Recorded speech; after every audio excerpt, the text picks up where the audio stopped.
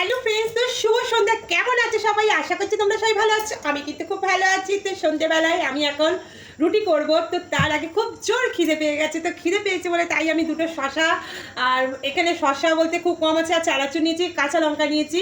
তো এইটা দিয়ে শুধু মুড়িটা খেয়ে নিই, কারণ আজকে আমার ঘরে কিচ্ছু নেই। তো এই দিয়েই মুড়িটা খেতে হবে। কি বলো তো, আজকে আমি কোথাও যাইনি, আর এই শশা মুড়ি চানাচুর দিয়েই খেয়ে নিচ্ছি।